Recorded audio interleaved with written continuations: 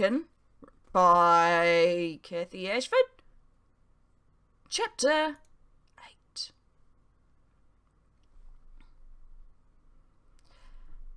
The city evening was mild and sweet, even though it must have been nearing 11. From high unshuttered windows and sheltered balconies we heard much merriment in the quarter as a large group of us trooped down the twisting streets. A few couples were still promenading and talking quietly in Neathi, and peals of laughter punctuated the night. But for a Saturday night in the big city it was all very mellow. At home, where the requirements of rural life meant that weekends were just more days of work, time to relax was confined to the religious festivals and fairs, and people tended to get pretty rowdy. Here, everyone seemed to be terribly well behaved. We turned down the street of the cafe where we had had our late lunch, its outside tables and chairs locked inside for the night.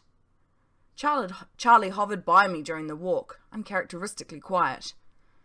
He seemed distracted, almost jittery, and I wondered if he was nervous about seeing his Anyashtichia woman again. Talgoth was teasing Lalitha about finding her a nice girl at the tavern until she thumped him in the head and told him to shut up. Sella was up the front, stepping gracefully in her dress, but it occurred to me that compared to Lalitha and Manterly, she looked a bit silly and overdressed in her mountain of blue silk. Big globes set into alcoves in the walls lit our progress, and finally we turned a corner, and there across the square was the shivering thistle. The covered roof garden was filled with people, and we could hear the buzz of their conversation above light strains of music as we crossed the square to the door. A burly human stood to one side, peering at all of us as we entered, and Charlie stopped for a quick chat with the man before pulling me inside. The tavern was a great, high-ceilinged room. Many clusters of chairs and tables were occupied by groups of Neathi and humans alike. Fires burned in no less than 3 fireplaces, and many alcoves and private booths were tucked away behind pillars. Beside the door, a long bar stretched along the wall, fronted with stools and manned by a team of journeymen, quick and nervous in their movements. The ceiling dripped with tiny globes in a pattern of red, violet and gold, illuminating the smoky air. Past the tables and chairs, a few steps led down to a space, circled with couches, facing a stage set up along the far wall, the area cleared for dancing. A lone Neathi sat on the stage, largely ignored by the crowd, strumming a multi-stringed instrument with a long neck and deep hollow body that I heard Jimmy telling Lalitha was a slyol. Beside one of the fireplaces by the bar, a staircase ran up to the roof garden, and Charlie spoke to one of the Neathi waitresses before leading us up the stairs and outside. The garden covered the whole roof of the building. Waist-high walls ran around the perimeter, and, excepting the chimneys and the pillars that held up the high roof, was open to the night. Topiary shrubs and large pots were scattered, and the roof was hung with the same multitude of globes, adding their light to the braziers that burned at intervals. Our group pushed through the crowd to a corner where couches and taller chairs were set up around one of the braziers. I looked over the wall and could see the square bathed in luminescence, twisting streets leading off into the quarter, specks of glow lining them as they led through the dark stone buildings. We all managed to find seats in our corner as a waitress hurried up with a tray of glasses and bottles of wine. Gratifyingly, Zella had managed to wriggle her way to a seat beside me, and she held out a glass daintily for me to fill. Charlie caught my eye from one of the other couches and smiled encouragingly as he accepted Jimmy's new pipe, packed and smoking with red. "So, you're from Lil?" I asked Zella when she accepted the pipe in turn, regarding it with a slightly suspicious air and wiping the mouthpiece. She tossed her head as she exhaled. "Of course. My family has lived here for generations. My father sits on the council, you know." When she handed the pipe back to me, I didn't want to appear uncouth, so I wiped the mouthpiece as well, and she must have started to relax because she giggled. "What? Are you afraid you're going to get my cooties?" She fluttered her eyelashes at me, and my insides felt like they had turned to gravy. Fucking hell, she was pretty. Ignoring my embarrassment, she pointed at the hills behind Lil. The little bits that were visible through the buildings of the quarter glittered with lights far in the distance. "Look, you can almost see my house up there. It's got a most marvellous view of the city. It's where all the richest people live. She slipped for a second into her usual haughtiness, but shook herself. Gosh, that sounded a bit up myself. She giggled again. Emma tells me not to be such a snob, and I'm trying, but it's hard. She sighed dramatically. Huh. Charlie's always telling me the same thing. You? She exclaimed, surprised. Yeah, well, the whole Lord thing. He used to having nice stuff and lots of space. Charlie almost died laughing when I complained about the size of our quarters at the hall. Her eyes opened wide with astonishment. Emma was exactly the same with me. The red was taking effect because we both collapsed back on the couch in a fit of giggles. What's so funny, eh? Asked Talgoth as he sauntered over and perched beside Sella, squishing her close to me. And I could have kissed the great ginger-haired goof, because now my side was actually touching her. I could smell her perfume. It was delicate and sweet, and expensive, no doubt. Her skirts rustled as she moved her legs until they were pressing against mine. Suddenly I could hardly breathe. Nothing that you'd know anything about, Talgoth, she told him, haughty again. He looked over her head at me and winked before standing. Suit yourself. I'm going to go find me some real women. Shit, Jazz, have you seen the Neathi girls here? That waitress, whoa. Zella snorted. She's probably twice your age, you ridiculous boy, and hardly likely to be interested in a human. Huh? Well, you never know unless you try. I'm going to go see if the journeyman will introduce me. He sidled off to Perch, where Thomas was trying to engage with Stephen and Ellen, both who looked totally overwhelmed by the merriment of the crowd. I looked around, grasping for something to say. Dunkel and Donnick were deep in conversation on the other side of the couch, while Mantelli, Lilitha and Sarah were being entertained by a wildly gesticulating Jimmy. Charlie and Emma sat opposite us, talking with Richard and Adam about mentoring. So, what's Emma like, then? I managed. Emma? Oh, she's lovely. Far too forgiving, of course, but they all are, aren't they? No, I was hoping I would get someone like her. Hoping? Oh, yes. I've known for years I'm Neathi blood. I've been waiting for ages to turn 18 and come to the academy. You knew? I exclaimed, surprised. From what Lilitha and Talgoth had told me, they had been as taken aback by the arrival of their mentors as I'd been. Well, of course. It's pretty obvious, isn't it? What with the hearing things and the fires. She trailed off as she blushed. Really? At home, everyone just thought I was some sort of weird pyromaniac who liked spying on people. I tried to sound casual, but there were flecks of bitterness in my voice. The memories of false accusations and rumours still raw. Sella didn't notice, though, and laughed gaily. Oh, you poor boy! I didn't realise Giles' head was so backwards. Here in the city, everyone knows about Neathi bloods. My father even had Mir Roderick confirm it when I started showing signs. The Dean? Sella's parents must be seriously important if they were calling up the Dean of the Academy to examine their daughter. Oh, yes, he's a dear, isn't he? He's almost 200 years old. Can you believe it? I couldn't, really. Although I could tell that Mir Roderick was sort of elderly, I would never have imagined that the wizened old Neathi had lived for nearly 2 centuries. So, you didn't know that Emma was going to be your mentor until... Nope. She turned up at our door last week and introduced herself, just like that. My parents were thrilled, of course, held a huge party in her honour, and then we all moved all my stuff down to the hall. I'm only her 4th Bloodkin, you know. Oh, and you hadn't come across her before? Sella looked at me quizzically. Of course not. She's been in Fortesta the past 2 years, and she was up in Vesturg for 4 before that. The mentors go to wherever they're assigned Bloodkin is, you know. I actually didn't know this, but now it was pointed out to me, I suppose it was obvious. Luckily, she was already in Fortesta. That's why she got here so quickly. Charlie had said something about going to Fortesta after leaving the Enclave too. Why did all the mentors have to go there first? She snorted, but smiled at me, not unkindly. Gosh, hasn't Charlie told you anything? He's new at this too, I suppose. She shrugged. I suppose. Well, the Niathi Guild of Education has a branch that travels with the royal party round the capitals. They're the ones in charge of finding the Bloodkin and then assigning the mentors every 2 years. So, the mentors have to go to either Fortesta or Vesturg, depending.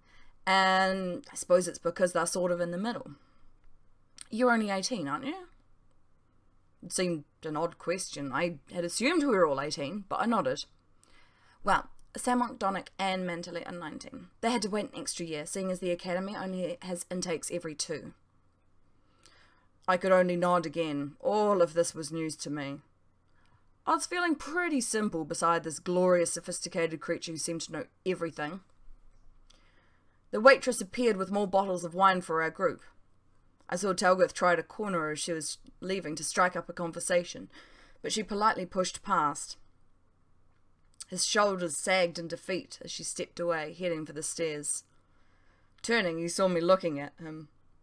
Lifting one hand to his brow for a moment in a picture of dejection, he then laughed and wandered over to us, grabbing one of the bottles off the table to refill our glasses. "Everyone loves a trier," he exclaimed merrily as he perched beside Salah again. She shifted and leaned into my shoulder as he settled his long legs over the side of the couch. "Oh, pass me some of that, will you, Tomo, old chap?" Thomas passed him Jimmy's pipe, freshly packed with red, and sparked it for him. Salah made a show of wiping Talgoth's spittle from the mouthpiece, but when she passed it to me, I deliberately didn't wipe it before inhaling, unwilling after it had just been sitting between her generous, pouty lips. She noticed this, smiling at me and lowering her eyes. My stomach clenched again. I was wondering how I could possibly get her alone when Charlie stood and motioned at us. "I think the musicians are about to start. Maybe we should head down?" Sure enough, I could hear the sounds of tuning instruments coming up from the stairs. Talgoth jumped up and offered Salah his arms, and she rolled her eyes but stood gracefully and took it. I glared at him and he winked at me over his shoulder, grinning maniacally as he drew her through the crowd and down the stairs. I rose to follow and Charlie caught up with me. "She seems to like you," he observed, nodding at the retreating Salah. Pretty obvious in her human-style dress. I blushed. "Yeah, well, she's probably only interested because of the Lord thing." Charlie shrugged. "Didn't look that way from where I was sitting. But do be careful, Jazz. You do have to live and study with her for the next couple of years." "But do be careful, Jazz. You do have to live and study with her for the next couple of years. We have a saying in the enclaves. Hjalnana nyacha, freya kaivrenecha, which roughly translates as, "Don't screw the crew." I coughed in embarrassment and Charlie patted me on the arm. "Girls are capricious creatures, so I'm told. I don't want you getting hurt." I mumbled something, then tried to change the subject. "Have you seen your mystery older woman yet?" Now it was Charlie's turn to look embarrassed. No, not yet. Maybe I'll ask O'Malley when we get downstairs." "Who's O'Malley?" "Oh, he's the owner of this place. He's a crazy old human who has a mad love affair with all things Niathi." "Well, maybe you should ask him." Charlie straightened his shoulders. "Well, maybe I will." We both laughed and walked over to the stairs and down to the music. In the heat and noise of the tavern, the musicians had taken their places. Charlie and I wandered over to the bar to talk to this O'Malley person. There, on a tall stool behind it, sat a middle-aged human, light from the globes shining off his completely bald head. From his vantage point on the stool, he was staring over the crowd at the stage, anticipation clear on his face. Charlie waved and caught his attention, and he slid off the stool and sort of waddled over to us. The man was tiny. His black Niathi-style robes dragged on the floor as he walked. He looked irritated at being disturbed, but his face brightened when he recognized Charlie. "Gosh, Letcher, as I live and breathe. They let you out of Vio, then?"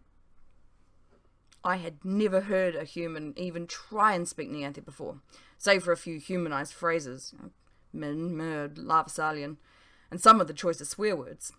But this little bald man pronounced Charlie's proper name perfectly, his voice lilting with the musical tones of the complicated language. "Murray O'Malley, you remember me. You are most kind." Charlie smiled and shook the landlord's hand over the bar. "Of course, boy. Never forget a face," he sniffed proudly. "And who's this, then?" "This is my Bloodkin, Jesseth of Jailshead." Murray O'Malley peered up at me. "Well, I think congratulations are in order, Kaislitcher. He looks to be a solid lad." "Yes, thank you. We've only just arrived in Lille." Charlie gestured at the stage. "I heard this group are very good." "Oh, yes." O'Malley nodded vigorously. "They're from Allion, you know.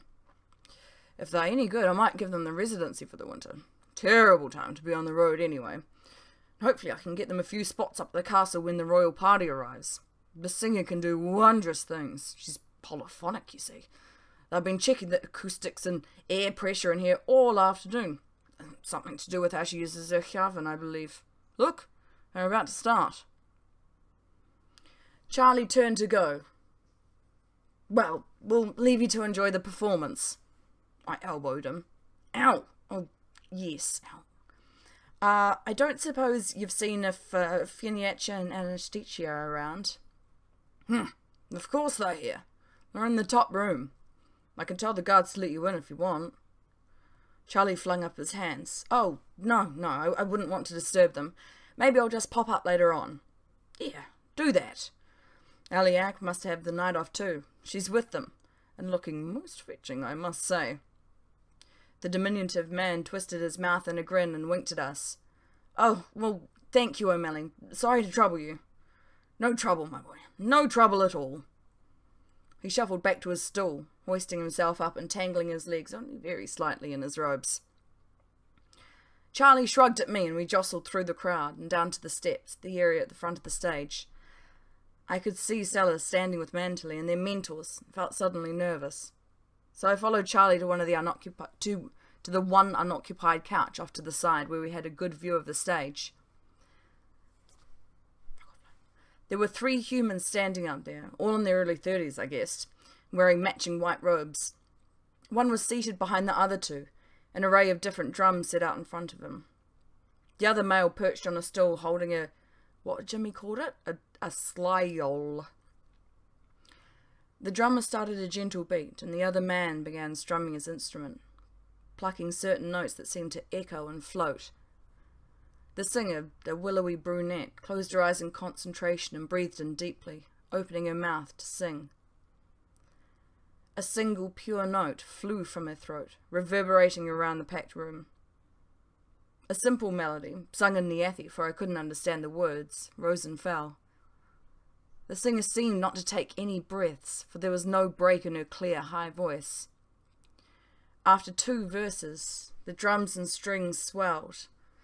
The singer closed her eyes again, breathed deeply, and did a most remarkable thing.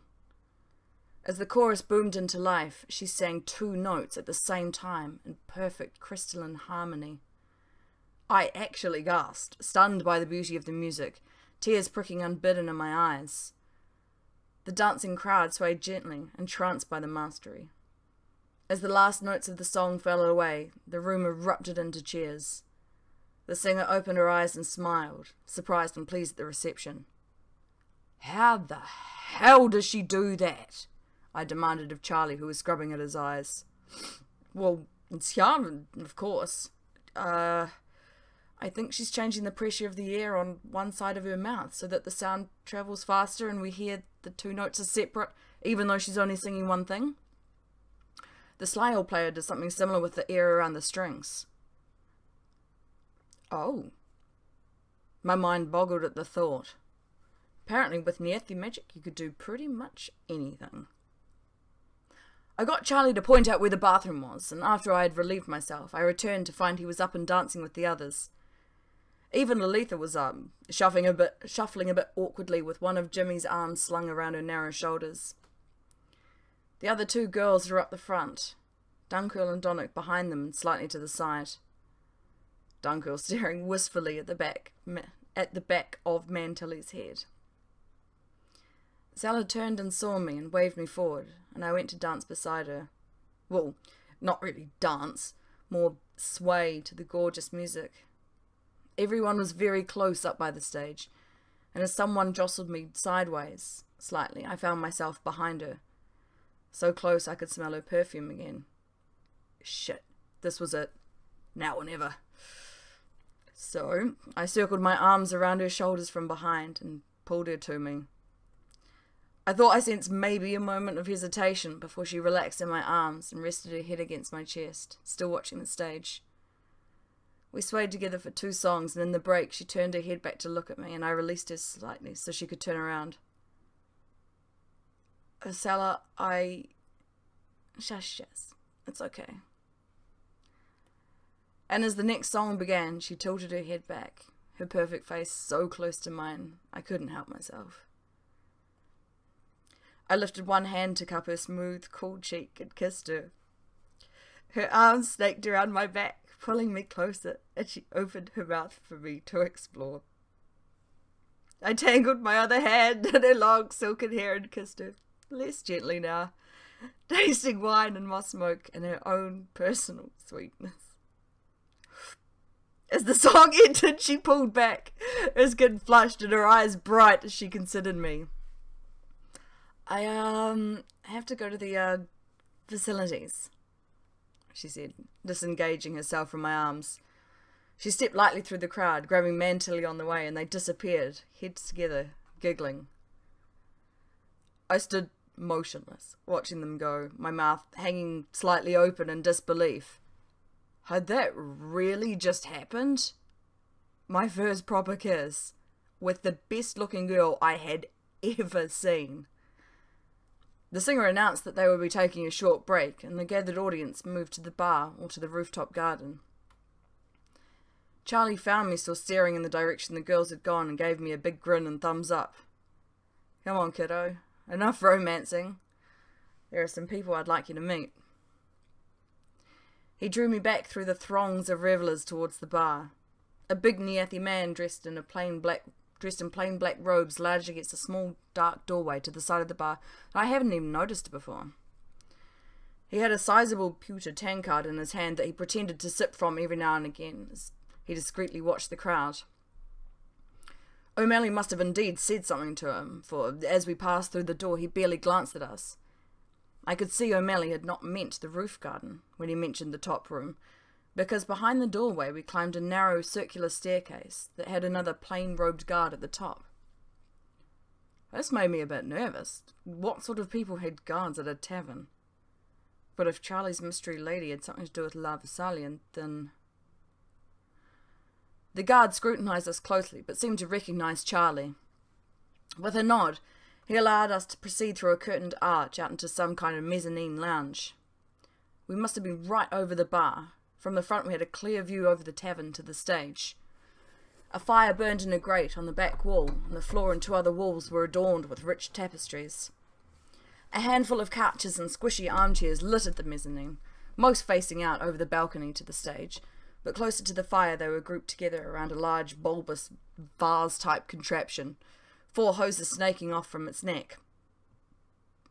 Suddenly we were embraced in silken skirts and yellow hair as Fiona leapt to her feet and embraced us.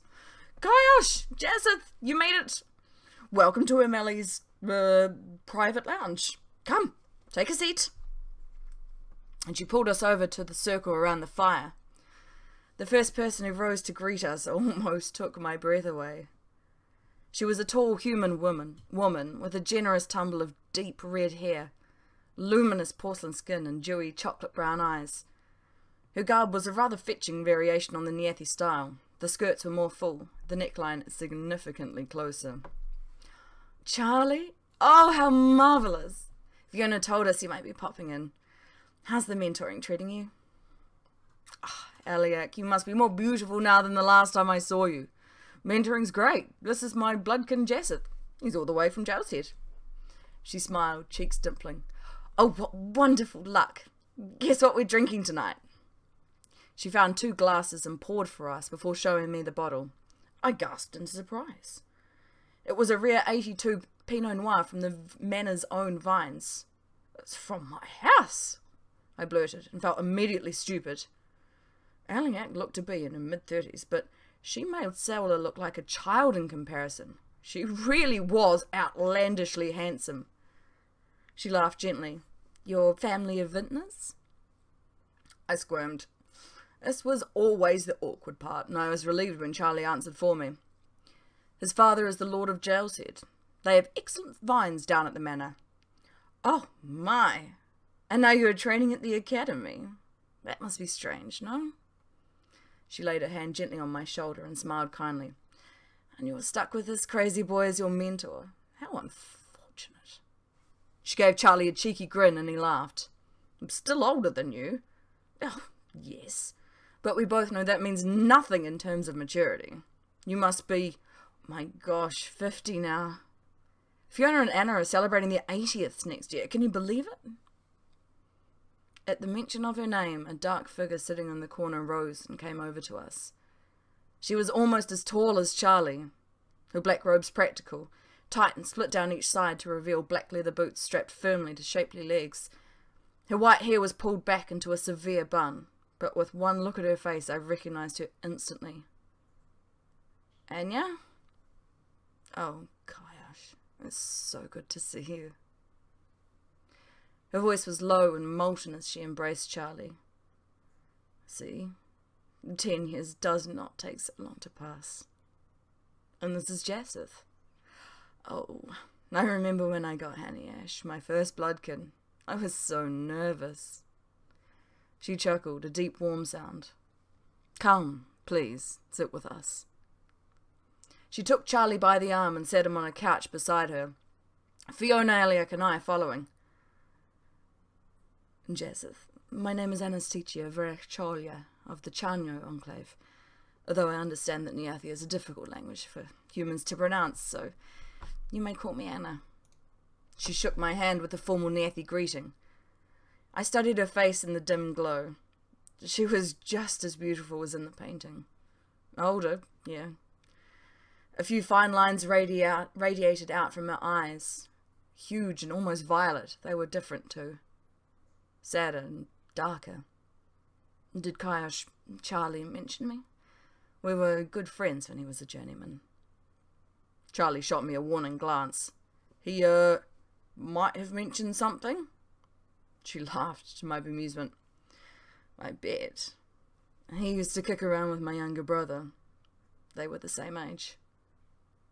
I wanted to do phrasing. Were the same age? Anyway, my favourite horticulturalist has bought something special for us to try. Fiona giggled beside me. You have to say that. Well, it's true. Jesseth, have you had much experience with moss? Yeah, a little. Good. Fiona, dear, be a dear and pack the hookah. Fiona lifted the lid off the big brass vase thing on the floor to reveal a small chamber at the top, which she filled with moss from an embroidered bag. She set it alight and replaced the lid, offering me one of the hoses. This is a wee something I've been working on, a variant from a strain of red that's just come over from Kyoto. It's a bit giddy and sweet. I rather like it. I sucked on the mouthpiece, then handed it to Charlie, the three women smoking gracefully from the other hoses. It tasted of apricots and cherries, and I began to feel a warmth bubbling inside me, quite separate from the heat of the fire at my back. So, Jesseth, you're the Lord's heir, remarked Anna, letting her hose dangle delicately from her fingers. Sweet little bitch, you're a lucky one, Kayosh. All I ever got stuck with were religious weirdos and whores, she remarked dryly, flicking Aliak a grin. Cheeky wench, I was the best whore in the city till you came along. The others all laughed with Aliak, though I missed the joke. Poor Jesseth doesn't get it. Don't look so shocked, dear. I used to be a very pretty girl, if you can imagine it. I spent a number of years very gainfully employed before Anna came to rescue me. She tossed her abundance of crimson curls, and I could more than imagine it. And you're still gainfully employed, as the best madam in Lille. Don't pretend you mind. Anna and Aliak grinned at each other, And I didn't know whether it was all the wine or Fiona's special mix, but I was still wholly confused. The others had moved on to gossiping about the other new academy recruits. Tom Nyetch is back. Remember him? No, really? He's still going? Gosh! Wrong person. No, really? He's still going? Gosh. He'd been through about 17 Bloodkin already by the time I was assigned Aliak. He must be, what, 100 by now? Charlie nodded. 103. You should meet the boy he's got now. Way too much energy. Oh, look, you can see him. Charlie pointed over the balcony, and we could indeed see Talgith, his lime green robe like a beacon as he was trying to chat up some girl seated below. What? The gangly ginger in that ridiculous robe? One of the girls took offence to Talgith's advances and slapped him across the face. He just shrugged and wandered off into the crowd. We all laughed. Luckily, he has the patience of a saint. Can you imagine what Jeets would have been like at the academy? They all groaned. I would have thought he'd gotten sick of humans by now and gone to settle down in the Enclave. He's only just hit 100. There's still plenty of time for that, remarked Fiona. Oh, yeah. Still got a thing for old Tomlin then. Charlie ribbed her. She might have blushed slightly. It was hard to tell in the muted ambience of the mezzanine. Charlie winked at her and then moved on. And Jiminyatra is here too. He's got a girl. What? Your mad friend from Vio? They let him loose with a lesbian? Gosh, he must have turned out all right then.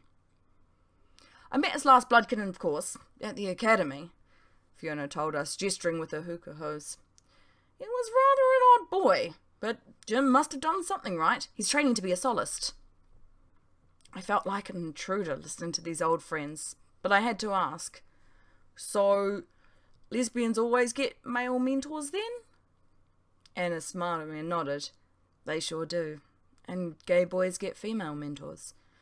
Sexual tension between mentor and Bloodkin is seen as highly disadvantageous to the learning process. So, what about, bisexuals? Anna answered with a laugh. They get someone old. Or ugly, cried Fiona, and they all fell about laughing. So, what's she like then, Jimmy's poor girl? Asked Aliak. Oh, I've met her. She's pretty as a picture. Shy, though, Fiona remarked, running a hand through her yellow mane. I've got a new beauty down at the Rose who likes the ladies. Maybe we should hook them up. Aliak grinned wickedly. I caught on. You can't buy Lalitha a prostitute, I exclaimed. The others shrieked with mirth. Look what you've done, Ellie. You've offended his delicate lordly sensibilities, chuckled Anna. Oh, Jazith, you poor thing. I wasn't meaning that. She only works in the front room. And even professionals get time off, you know. Aliak smiled kindly at me. How Lalitha would react to being set up with someone who worked at a brothel, I could only guess. I imagined it would take some persuading. The musicians had resumed their places on the stage below and began their second set. I took another suck on the hookah pipe and went to stand on the edge of the balcony to watch, leaving the others to talk about their old acquaintances. I listened to the enchanting music, watching the singer to see if I could tell how she made the amazing sounds. I spotted Sella in the crowd, looking slightly out of place in her wide skirts. She glanced around a couple of times, maybe looking for me, but the thought of being down there amongst all those people made me a bit queasy. I felt her presence beside me and was surprised when I turned to see Anna leaning on the railings. Nice view from up here, isn't it? One of the perks of the trade, I'm afraid. Yes. I didn't know quite what I was supposed to say to that. I wasn't exactly sure what her trade was, and I wasn't sure if I was supposed to know. It's okay, Jazith. I presume since you are with Kyosh that you have some inkling about who I am. If you had gone to one of the other academies, I'm sure you would never have had the chance to know. But you're here, and you do, so... She sighed and turned to me. I am, as you may have guessed, the head of an unsavory but necessary organization. Lia Versalion. Lia Versalion. She nodded. How I came to the post is a long and difficult story, and I'm having far too nice a time to be dredging up old and painful memories, but perhaps Kaish will tell you sometime. It's more his story to tell, anyway.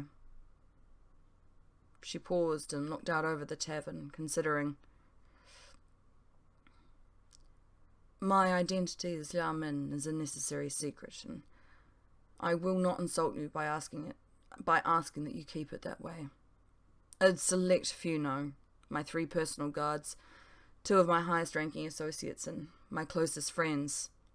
She indicated the group behind us. And now, you. It is a dangerous thing to know, Lord Jesseth, for which I apologize. I was trained as a mentor, and as such I value highly the safety of our young Bloodkin friends. I hope no ill shall befall you as a result of this knowledge, but it is something to keep in mind. She shook her head. Enough of this serious talk. This music is far too lovely to waste. Come and enjoy the wine with us. She turned to me, large violet eyes unreadable. It has been a pleasure to meet you, Jesseth of Jaleshead. I pray our acquaintance will not cause you trouble. We turned back towards the others, and she leaned close to my ear and spoke quietly. You're lucky to have Kaish as your mentor. He is a good man. I looked at her to see if her expression gave anything else away, but she was already smiling at the others as we sat back down. Gosh, they're good, aren't they? I do hope O'Malley keeps them on. It's nice to hear songs in Niathi for a change. Reminds me of home. The others all raised their glasses, and we finished our wine as the musicians finished their set and departed the stage to rapturous applause. They were replaced by the same Niathi who had opened for them. We could see the hall crowd gathering below. Charlie levered himself off the couch. Well, it looks like our team is ready to head off.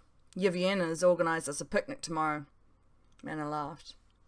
How civilised. Jeets will be sore he missed you, but it was lovely to see you again, and a pleasure to meet you, Jesseth. Just then we heard heavy footsteps on the staircase and a deep voice outside the curtained arch. Good evening, old chap. The ladies about? Yes, right. And a massive figure pushed through the curtains, tangling himself neatly. Oh, hello, my darlings. Looks like I missed the main act. Rough business down at the club, I tell you what. Oh, Kaish.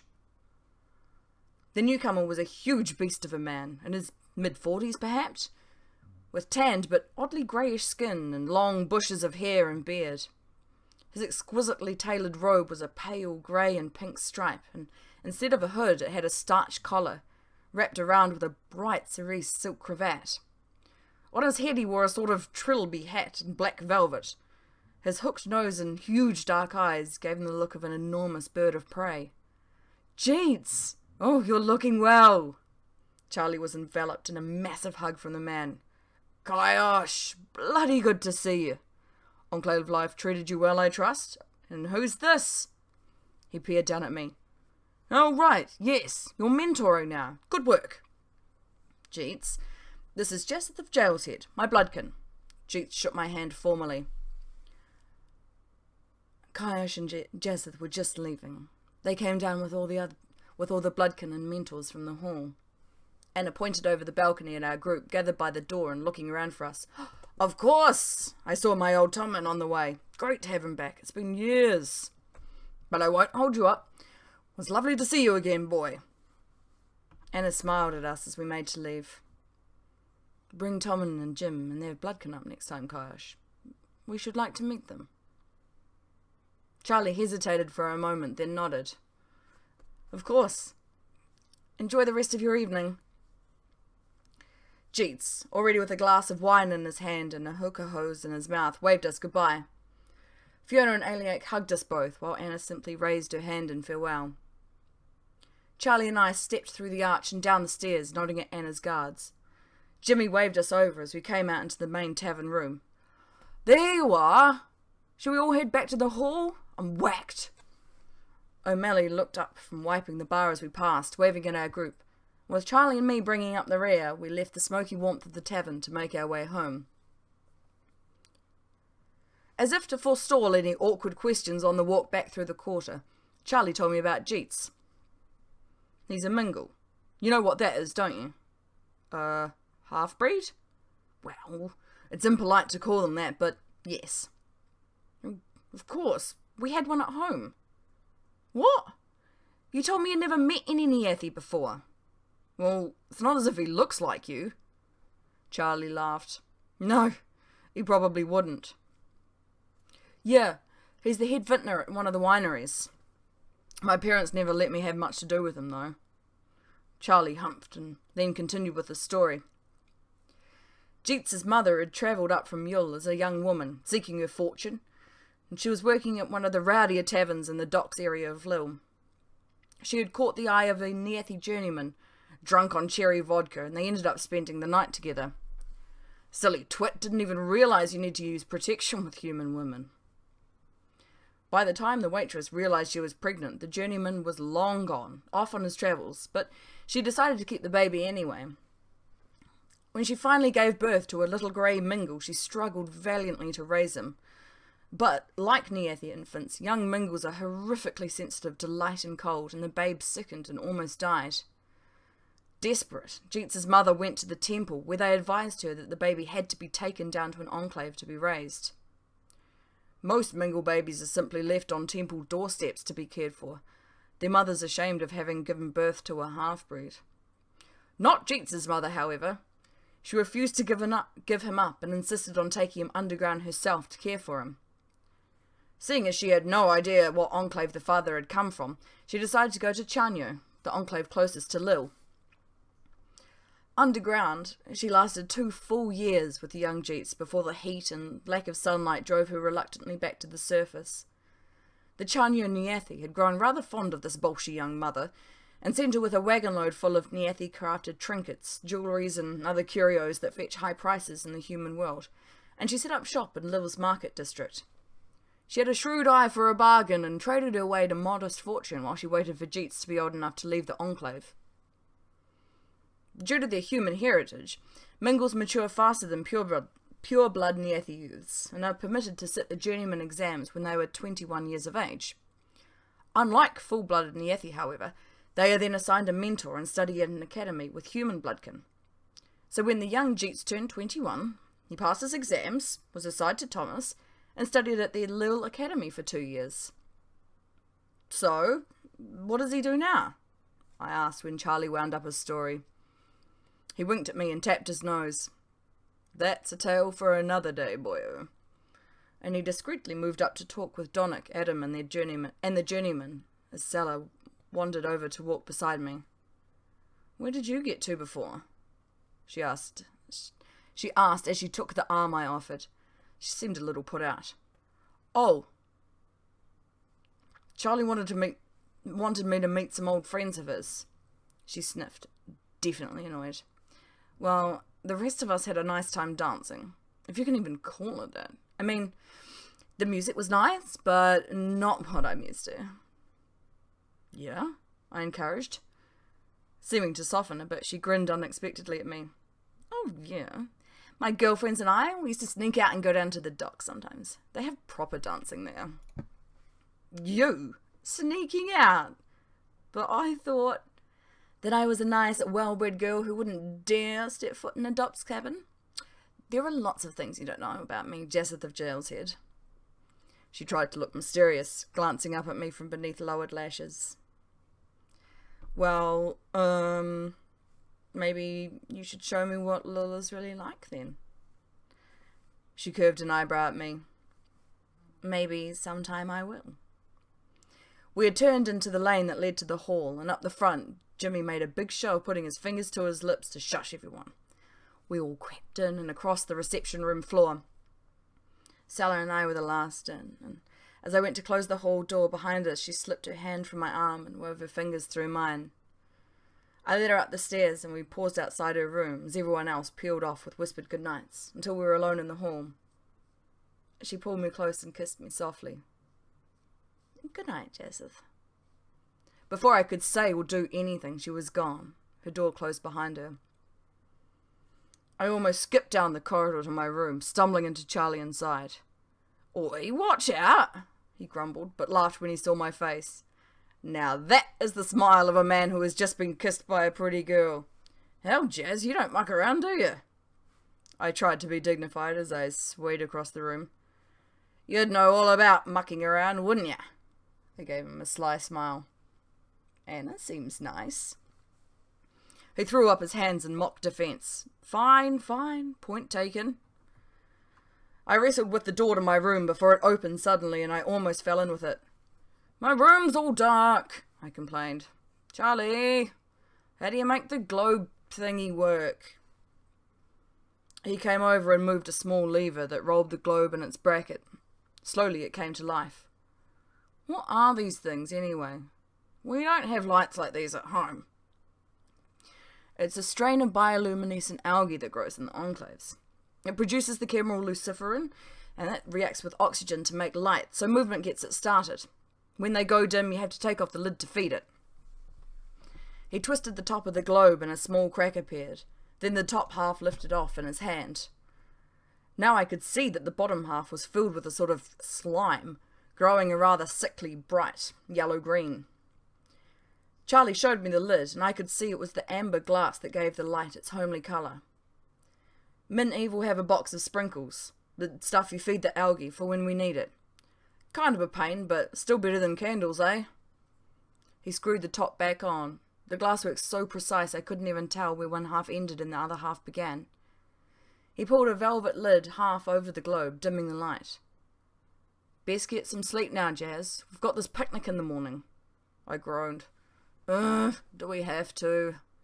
I have a feeling I'm going to be miserable tomorrow." Charlie grinned at me. "Come on, it'll be fine. We're taking the ferry across to Nello. It'll be relaxing." I yawned loudly. "Sounds like bollocks. Sod off then, Charlie. I'm going to bed." He smiled and clapped me on the shoulder. "Sleep well, Jazz." Then he was gone. The door shut behind him. I barely managed to pull my boots off before I lay down. Every part of me was sore. The world seemed to spin when I closed my eyes, so I opened them again and focused on the partially dimmed globe. With thoughts of Stella and her sweet lips. It wasn't long before sleep mercifully stilled my swirling brain. End of chapter 8. Yeah. Boop, boop.